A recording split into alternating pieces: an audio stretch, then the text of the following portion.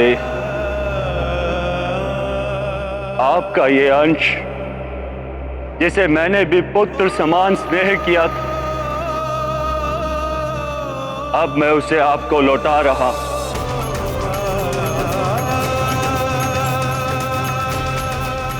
इसके जीवन की सुरक्षा का उत्तरदायित्व मेरा था, किंतु संपूर्ण प्रयास करने के पश्चात भी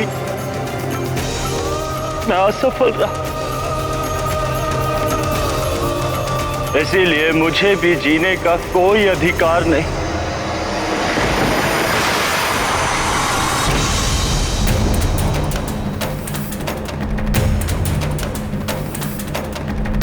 मारुति के अंत के साथ मेरा भी अंत होगा।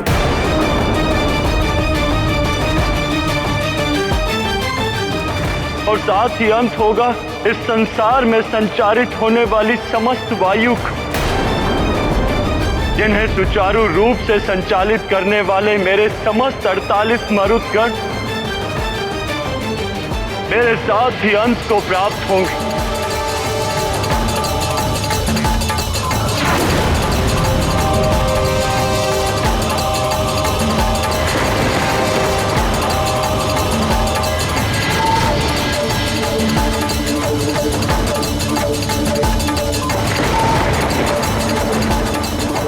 लगता है देवी लक्ष्मी भी रुष्ट हो गई हैं।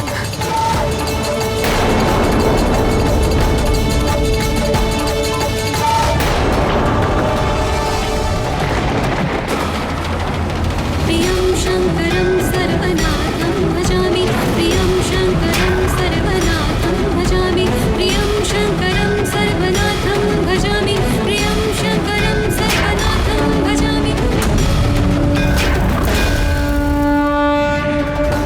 प्रकृति और पुरुष के मेल से ही सृष्टि का जन्म होता है, किंतु जब ये मेल टूट जाए तो सृष्टि समाप्त हो जाती है।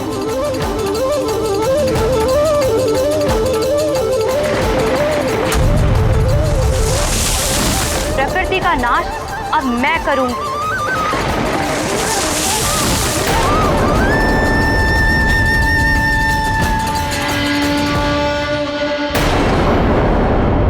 मारुति की मां देवी अंजना के दुख ने समस्त मातृत्व शक्ति को आंदोलित कर दिया है।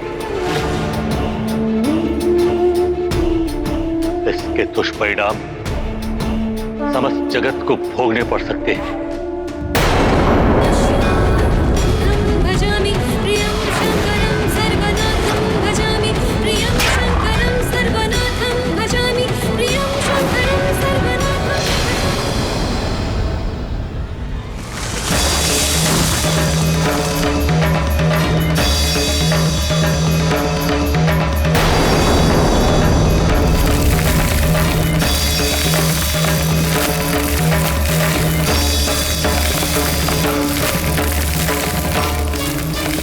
ये हो क्या रहा है?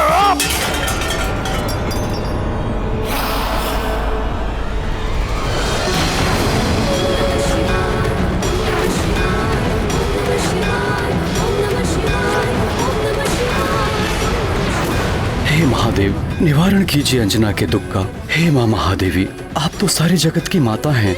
एक माँ की पीड़ा आप भली भांति समझ सकती हैं। आप ही अंजना की पीड़ा शांत कीजिए माता। यदि सृष्टि को बचाना है, सुचारू रूप से चलाना है, तो मारुति को जीवन दान दिए बिना यह संभव नहीं होगा। मारुति को जीवन दान देने के लिए बाध्य होना ही पड़ेगा सबको। हाँ, अन्यथा समय प्रलय भी आ सकता है। मां सृष्टि करता है। 9 मास संतान को गर्भ में सहेज कर रखना बहुत बड़ी तपस्या है नारी की। वही तपस्या मां को मातृत्व शक्ति प्रदान करती है, और यही मातृत्व शक्ति संतान पर स्नेह और ममता लुटाती है। तो यही मां संतान को संकट में देखकर शक्ति स्वरूपा देवी बनकर संहार करने को भी तत्पर हो जाती है। यहां तक कि सृष्टि से लेकर ईश्वर तक भी मातृत्व की शक्ति के समक्ष विवश हो जाते हैं। किंतु प्रभु, इंद्रदेव का हठ भी तो अनुचित था। प्रिय, इंद्रदेव सृष्टि के विधान की आड़ में अपने अनुचित कार्य को न्याय संगत सिद्ध करने में तत्पर थे, जबकि महादेव का कथन सत्य है कि किसी भी न्यायिक संहिता में उदारता का स्थान होना ही चाहिए, अन्यथा वो संहिता हत्या या शक्ति प्रदर्शन का साधन मात्र बनकर रह जाती है। अपने मद में चूर इंद्रदेव ये भी भूल गए थे कि उनके इस दुष्कृत्य के कारण सृष्टि को कितनी हानि हो रही थी।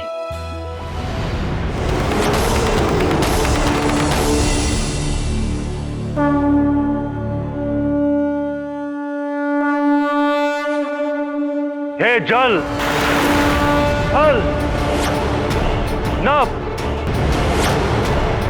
अग्नि, देह, संसार सहित समस्त ब्रह्मांड में उपस्थित मेरे मरुदगणों,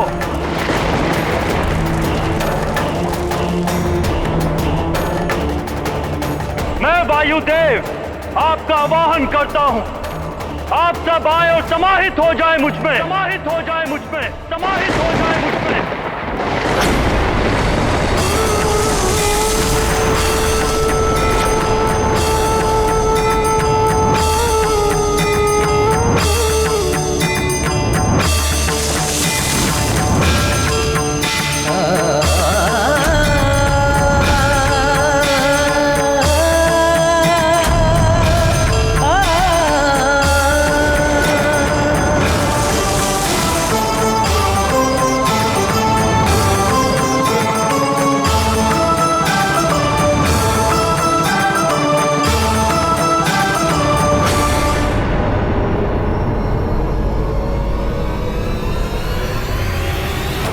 सुमति, जय, विराट, समर, दीति सहित ब्रह्मांड में उपस्थित मेरे सभी 48 मरुदगणों, जल, थल, नभ, अग्नि, संसार सहित समस्त ब्रह्मांड को वायुहीन कर दो।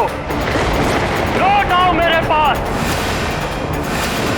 ये तुम्हारे अधिष्ठाता 49वें मरुद वायुदेव का आवाहन है तुम सबके लिए।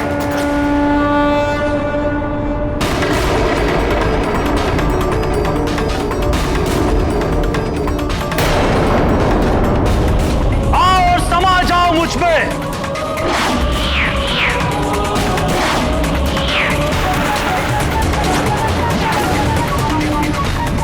लौट आओ मेरे मरुदगणों, लौट आओ।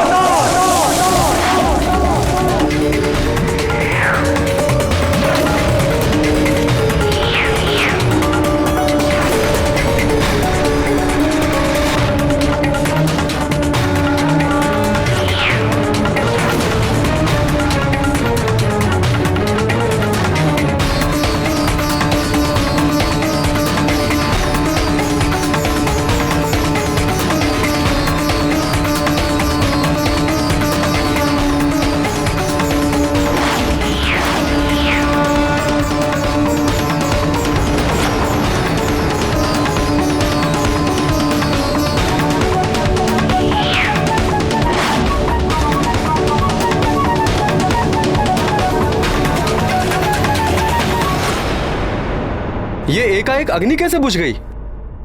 ये तो अशुभ संकेत है।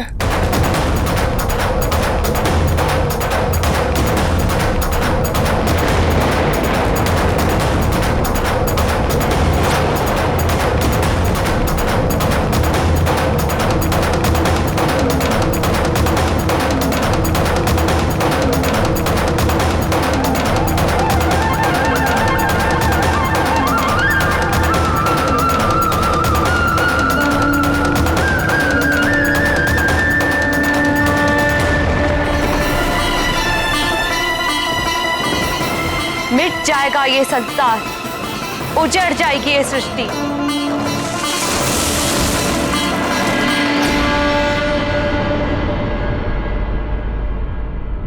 पृथ्वी की अधिष्ठात्री भूदेवी आप त्रिदेवियां ही नहीं, समस्त मातृत्व शक्ति आज संतप्त हो उठी है। और फिर अंजना की पीड़ा भी तो मेरी पीड़ा है ना। क्योंकि मारुति का जन्म तो मुझ पृथ्वी के उद्धार के कार्य में प्रभु श्री राम की सहायता के लिए हुआ था। यदि मारुति को जीवन दान नहीं मिला तो मैं समस्त पृथ्वी का नाश कर दूंगी। सब कुछ समाप्त हो जाएगा पृथ्वी पर।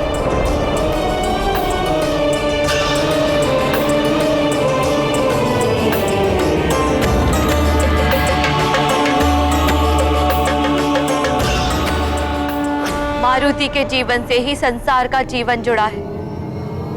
आज यदि मारुति नहीं तो संसार भी नहीं।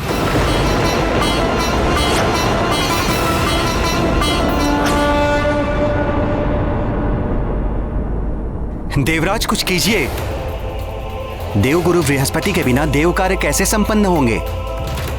इन कठिन परिस्थितियों में देवगुरु के समान हमारा मार्गदर्शन करने वाला कोई नहीं है। उन्हें वापस लाना ही होगा। प्रकृति भी उद्वेलित हो रही है। देवगुरु, इतनी चिंता करने की आवश्यकता नहीं है वरुण देव। मैं देवराज उनके कारण नहीं हूं, अपितु वो देवगुरु हैं मुझ देवराज इंद्र के कारण। मैंने ही उन्हें देवगुरु बनाया है। यदि मैं यहां हूं तो देवगुरु भी देवताओं को मिल ही जाएंगे।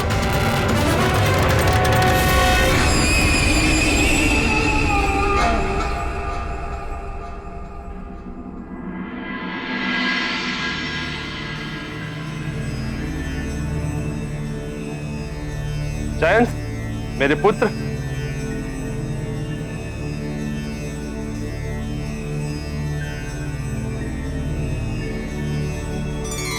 प्रणाम पिताश्री। आयुष्मान भव पुत्र। तुम यहाँ मेरे दरबार में? हाँ पिताश्री, आप ही ने सुझाव दिया था ना कि मैं भी राज कार्यों में रुचि लूं, इसलिए मैं आज यहाँ उपस्थित हुआ हूँ। ये तो बहुत अच्छा किया तुमने। पिताश्री, सुना है गुरुदेव बृहस्पति ने देवगुरु पद त्याग दिया है। ऐसा क्या हो गया था जो वो रुष्ट हो गए? जयंत, मेरे पुत्र, राजकार्य में तुम्हारी रुचि देखकर मुझे बड़ी प्रसन्नता हुई। एक दिन देवराज का पद तुम्हें ही तो संभालना है पुत्र। किंतु तुम अभी अभी आए हो। राजकाज को देखो, समझो क्या क्या होता है, क्यों होता है, कैसे मैं समस्याओं का निवारण करता हूं। समय के साथ साथ तुम सब जान जाओगे। जी पिताश्री। किस समय की प्रतीक्षा कर रहे हैं स्वामी? देवी शची। प्रणाम देवी। आप यहाँ? कुछ बड़ा अनर्थ हो उससे पहले ही हम संभल जाएं, इसीलिए मैंने यहाँ आने का निश्चय किया। कोई अनर्थ नहीं हो सकता देवी। किसी में इतना साहस नहीं जो मुझ महाबली देवराज इंद्र को हानि पहुंचा सके। अपने चारों ओर देखिए स्वामी, त्रिदेवियों के रुष्ट हो जाने से स्वर्ग की सारी शोभा श्रीहीन हो गई है, सारी चमक लुप्त हो गई है। और जिस संसार को आप नियम पूर्वक चलाने की बात कर रहे हैं, वहां भी उथल पुथल मची हुई है। मनुष्यों की वाक शक्ति समाप्त हो रही है और प्रकृति क्षुब्ध हो उठी है। जयंत, अपनी माता को समझाओ कि ये सब मैं भी देख रहा हूं। नेत्र बंद किए नहीं खड़ा हूं मैं यहां।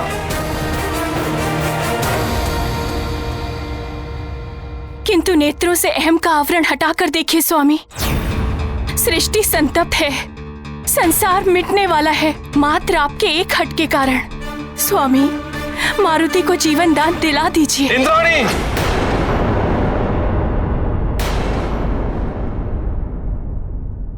मान जाइए स्वामी, अंजना की पीड़ा का आभास मुझे भी है। उनके दुखों को दूर कर दीजिए। त्रिदेवियों, भूदेवी और वायु देव का कोप स्वतः शांत हो जाएगा और ये संसार मिटने से बच जाएगा। आप अंजना के पुत्र को पुनः जीवन दान दे दीजिए। मुझे क्या करना चाहिए और क्या नहीं करना चाहिए ये आप मुझ पर छोड़ दीजिए देवी। आप एक माँ की पीड़ा क्यों नहीं समझ रहे देवराज? कितनी कठिन तपस्या के फलस्वरूप उन्हें मारुति जैसा पुत्र प्राप्त हुआ। आप एक माँ से उसके पुत्र को छीनने का पाप क्यों अपने सिर चढ़ा रहे हैं? और वानर राज केसरी से भी आपकी कोई शत्रुता नहीं, फिर क्यों? बस चाची,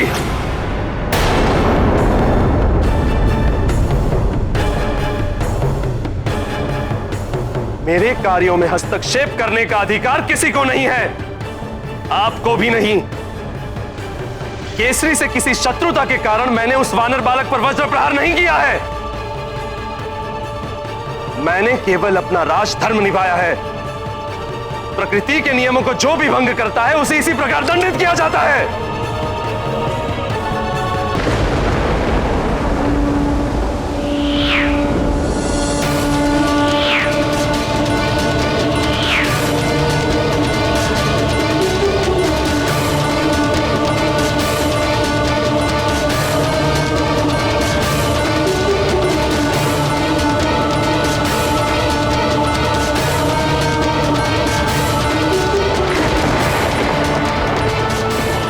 सृष्टि से मरुदगणों, लौट आओ मेरे पास। तुम्हारा अधिष्ठाता तुम्हें पुकार रहा है। आओ समाहित हो जाओ मुझ में, लौट आओ मेरे पास।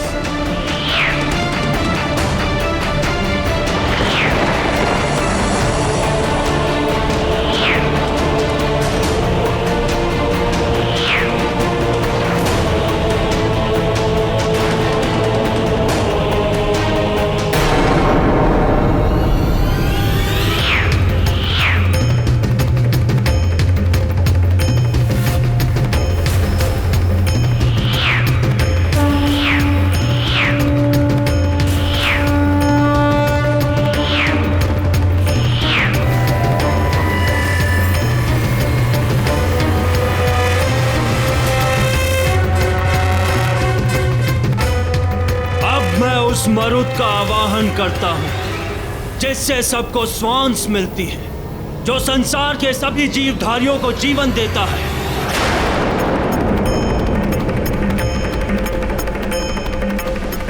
ऐ सभी जीवधारियों को जीवन देने वाले मरुद, प्राणवायु को संसार में संचालित करने वाले मरुद, लौट आओ अपने अधिष्ठाता के पास और श्वासहीन कर दो इस संसार को।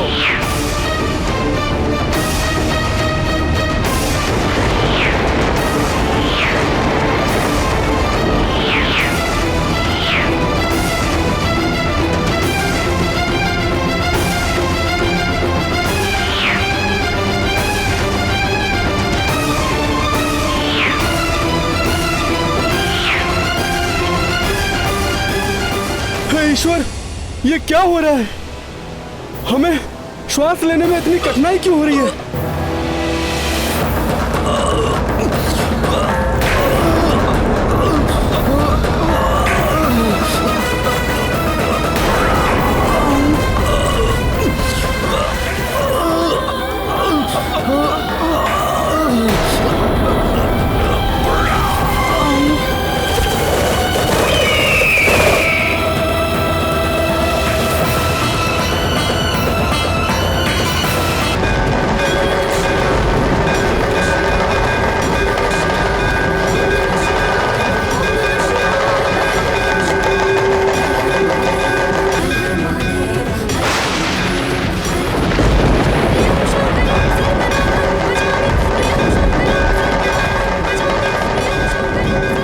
सांस अटक रही, न जाने क्या हो रहा है। ये क्या हो रहा है कायक? मेरी भी सांस अटक रही है। प्रियं शंकरं सर्वनाथं भजामि, प्रियं शंकरं सर्वनाथं भजामि।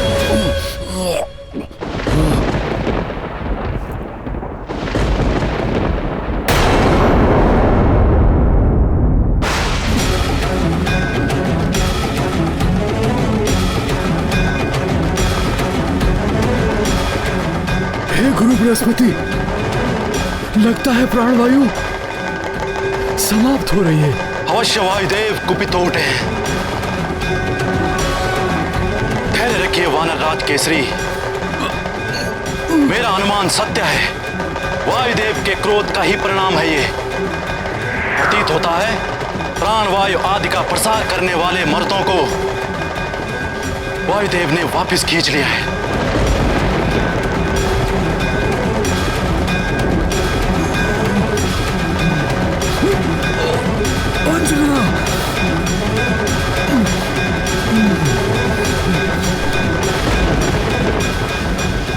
रुक जाओ अंजना, प्राणवायु समाप्त हो रही है।